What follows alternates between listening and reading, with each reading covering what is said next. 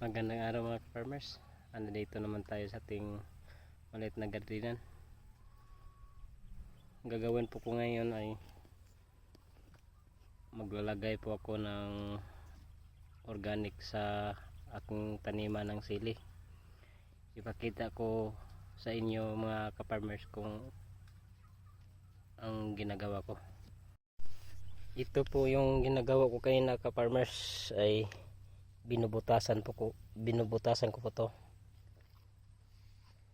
tapos hanggang doon, tapos na ito binubutasan. Tapos ngayon ang gagawin ko ay maglalagay po ako ng ito organic na dumi ng baka at saka ipot ng manok, tuyo ng ipot ng manok. Nahalo ko dito mga ka-farmers. Ito po ang panglagay natin bago po siya taniman. Doon mga ka-farmers ay tapos na yun, nilagyan natin. Mamaya ay magtatanim na po na tayo kasi umulan kayo ng umaga eh. Kaya gagawin po natin, maglalagay po tayo din ng organic mga ka-farmers. Mga ka-farmers,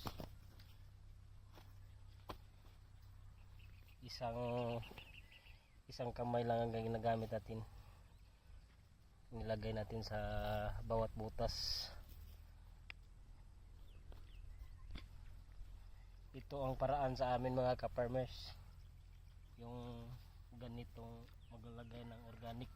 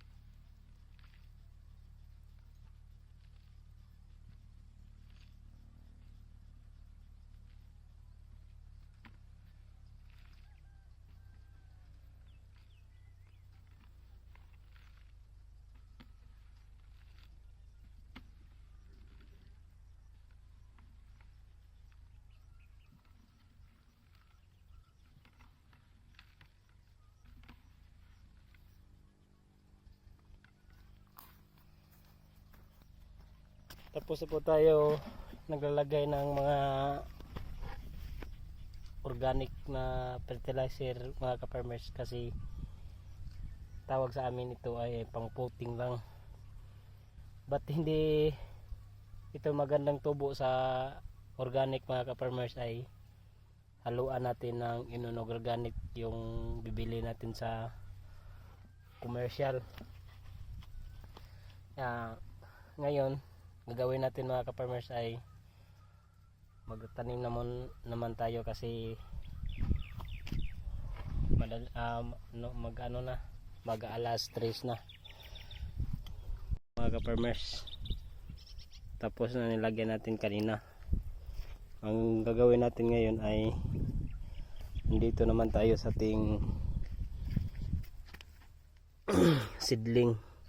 Magdadampot po tayo kung saan dito ang tamang edad na itatanim natin ngayon mga ka-farmers. Hanggang dito na lang mga ka-farmers. Pagkita ko mamaya kung pagkatapos ang pagtanim natin mga ka-farmers. Yan mga ka-farmers, tapos tayo nagtatanim. Ito parang nangihina siya kasi bago pa lang itong nilagay natin dito eh. Bawat butas meron yan mga ka-farmers. Ang nataniman natin po ngayon ka-farmers ay 1, 2, 3, 4, 5, 6 na tawag sa amin ito ka-farmers ay plat, o sa ibang lugar naman ay ang tawagin nila ay bid. 6 na bid mga ka-farmers ang tinaman natin ngayon. Ito parang nangluluya siya o anong tawag ba yun, nanghihina kasi bago pa lang natin tinanim. Kaya sa sunod na naman mga ka-farmers, i-update ko na lang kayo sa aking maliit na gardenan na ito po ay siling labuyo. Hanggang dito na lang mga ka-farmers.